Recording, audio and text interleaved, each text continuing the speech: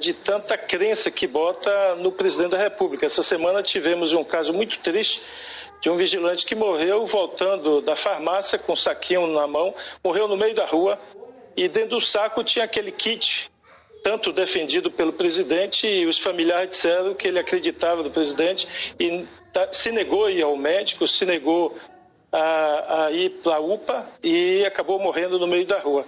Então, infelizmente, isso dificulta não só as ações preventivas, que são as ações de evitar aglomeração, como também evita até um tratamento adequado, porque alguns têm morrido em casa, outros na rua, aqueles que são seguidores dessa seita. Eu chamo isso de uma seita porque alguns anos atrás, tem anos que a gente não vê isso, mas eu me lembro, eu era jovem, frequentemente aparecia na televisão às vezes suicídio coletivo de 300 pessoas, 600 pessoas, com o líder da seita chamando todo mundo ao suicídio coletivo.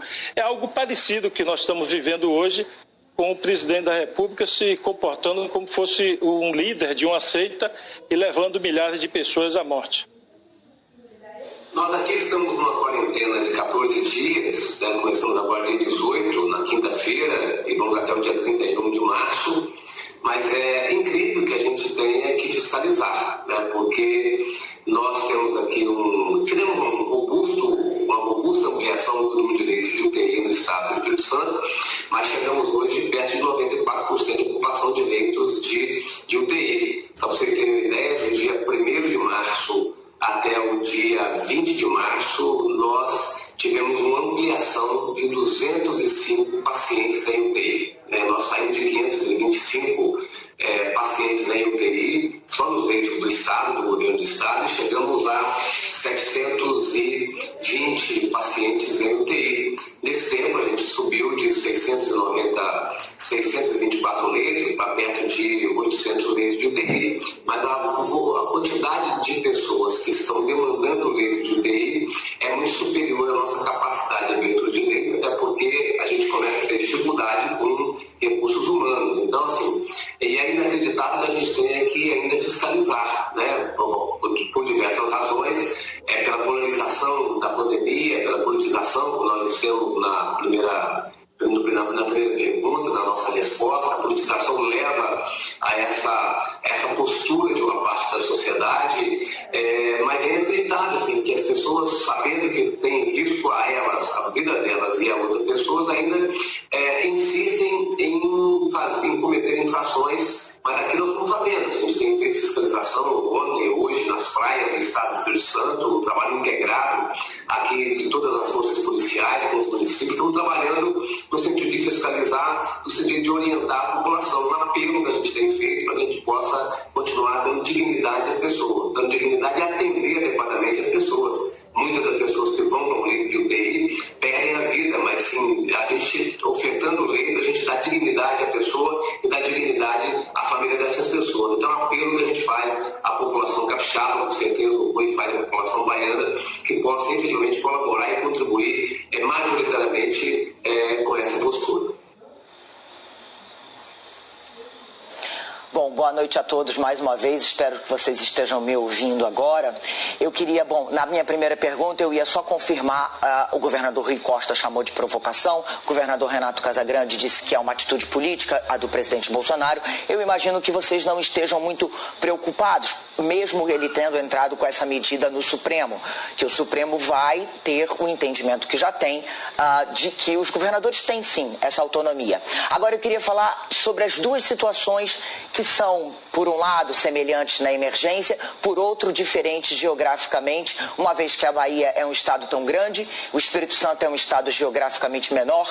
Vocês estão mais preocupados com o interior ou com a capital? No momento em que a capital é obrigada a receber todo o atendimento do interior, eu sei que o governador Renato Casagrande está enfrentando problemas também com os comércios, que apesar das medidas restritivas, estão colocando objetos que não são de necessidade primária para vender. Então, queria que vocês falassem um pouquinho sobre essa situação interior versus capital nesse momento de emergência.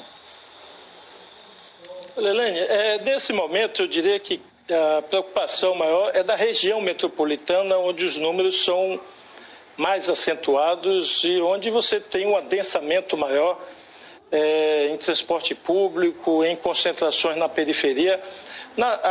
No interior, você tem uma parcela da população, quanto menor o município, maior o percentual de população rural, portanto, a população está dispersa e só a sua localização residencial já lhe garante um distanciamento e evitar aglomerações. Portanto, a preocupação é maior na região metropolitana e, por isso, nós estamos entrando quase na 4ª semana de restrições fortes, de funcionamento apenas do essencial e também com a fiscalização forte, com o toque de recolher. E o toque de recolher visa evitar aquelas aglomerações desnecessárias, muitas vezes associadas ao consumo de bebida alcoólica, seja em bairros de classe média, seja na periferia, na maioria dos casos com jovens, e à noite eles se reúnem, seja junto de um isopor, numa esquina ou num bar, seja qual for o local, para poder ali se confraternizar, com ou sem música,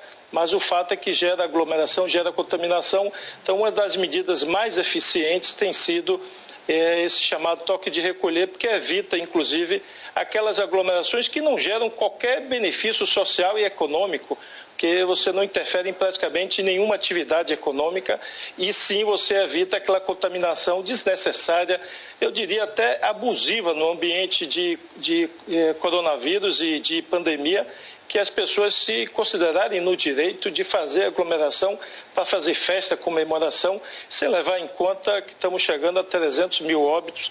Então eu acho que a certa compaixão e empatia justificam que nesse momento a gente faça um esforço para que por mais alguns dias a gente consiga avançar na vacinação e evitar esse número de mortes.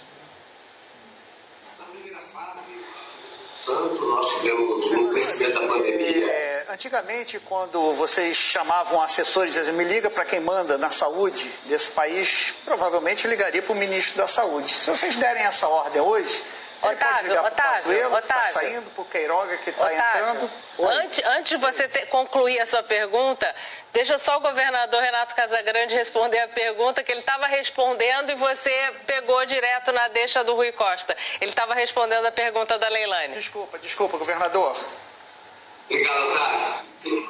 Aqui no Espírito Santo, na primeira fase da pandemia, nós tivemos um crescimento primeiro na região metropolitana e depois um crescimento no interior. Então foi bom porque a gente tem uma gestão de leito no Estado, o Estado, como você disse, é pequeno geograficamente, então a gente consegue fazer a logística de leito, pessoas do norte para ir para o sul, do sul para ir para o norte, do norte para a região metropolitana e assim por diante. Então, como a Grande Vitória foi primeiro, depois do interior, isso facilitou a logística de leito, a abertura de leito, facilitou a gente atender a todo mundo.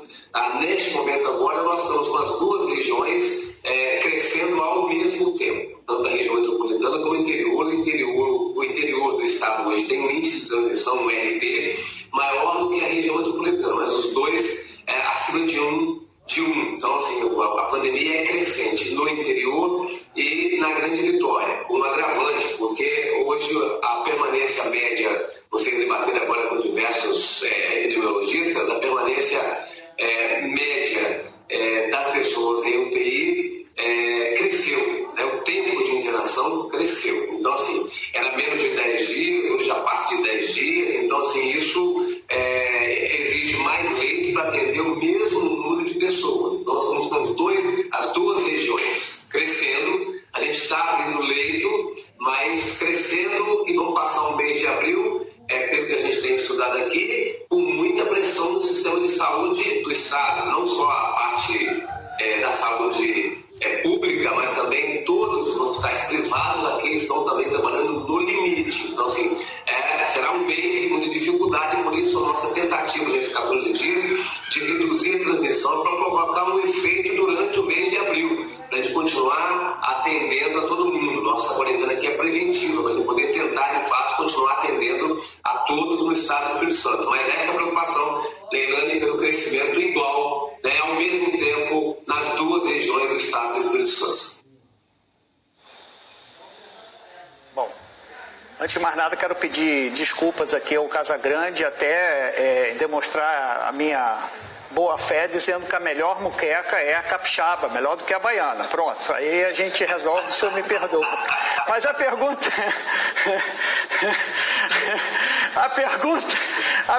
que eu quero fazer para os senhores, antigamente quando se mandava ligar para quem manda... Oi, governador. A única muqueca que tem é a capixaba. Pois é, tá resolvido. Rui Costa, desculpa, mas diante da minha delicadeza, vamos acertar isso em nome aqui da União. Mas antigamente, quando se dizia me liga para quem manda na saúde no país, se ligava para o ministro da Saúde. Hoje, se vocês derem essa ordem, o assessor vai ficar confuso. Se liga para o Pazuello, se liga para o Queiroga, ou se liga para o ministro da Saúde de fato, que é o Bolsonaro. O que vocês estão aliviados com a saída do Pazuello? Estão esperançosos com a entrada do Queiroga ou estão indiferentes, estão descrentes já?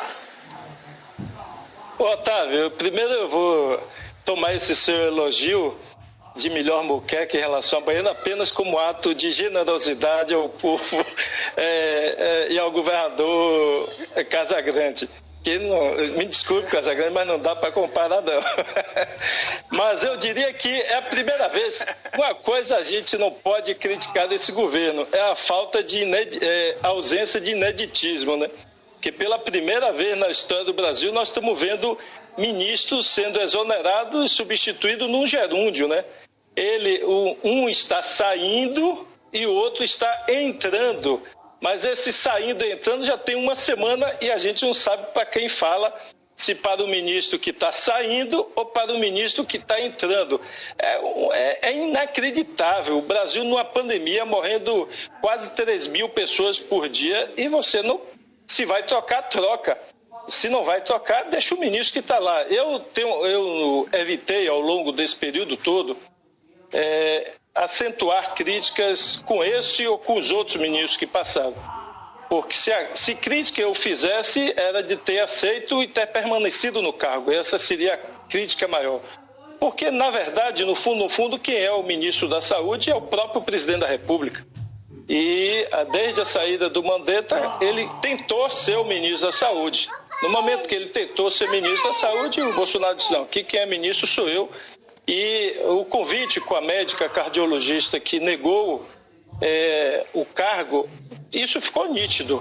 Ela colocou como condição evidente e óbvia para qualquer profissional de saúde, qualquer médico, que para aceitar o cargo, quem tem que comandar a pasta é ela. E o presidente, não, quem comanda a pasta sou eu. Então, ela corretamente não aceitou. E é inacreditável, viu? Eu faço questão de demonstrar minha indignação aqui e minha solidariedade aos médicos do país inteiro, que eu vi uma declaração na imprensa do ministro que está entrando, de que a primeira grande ação dele vai ser percorrer o país para verificar os atestados de óbito, se são verdadeiros ou não. Se ele pretendia com isso colocar dúvidas sobre governadores e prefeitos, ele na verdade colocou a dúvida sobre ou a capacidade ou a idoneidade de milhares de médicos no país inteiro. Porque quem assina atestado de óbito nesse país não é prefeito nem governador. Quem assina atestado de óbito é o médico que está acompanhando o paciente. Portanto, são milhares de médicos que há mais de um ano e de forma exaustiva estão tentando salvar a vida nesse país. E o ministro da Saúde, que é médico, a primeira declaração que dá é que vai verificar se de fato essas mortes são ou não de Covid. Então, pelo amor de Deus, respeito com a categoria dos profissionais de saúde, respeito com os médicos e respeito, acima de tudo, com as famílias dessas pessoas que sofreram e estão sofrendo muito, principalmente aquelas que ainda têm pacientes na UTI, entubados, com risco de óbito.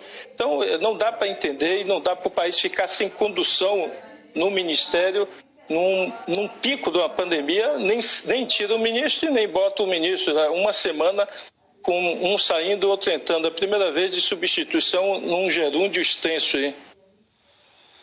Otávio, olha, o presidente da República é muito autêntico. Sim, se tem uma característica que ele tem, todos conhecem, a sua autenticidade.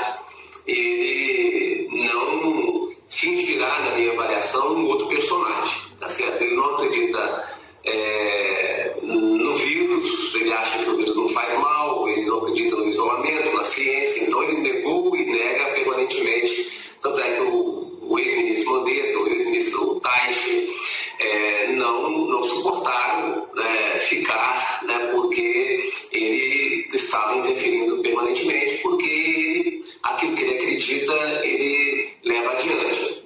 O Pazuello ficou um tempo maior, mas teve que sair pelo desgaste, pelo crescimento da pandemia no Brasil, mas o Pazuello perdeu, na relação com o presidente da República, a autoridade e legitimidade pela forma como ele se colocou perante o presidente da República.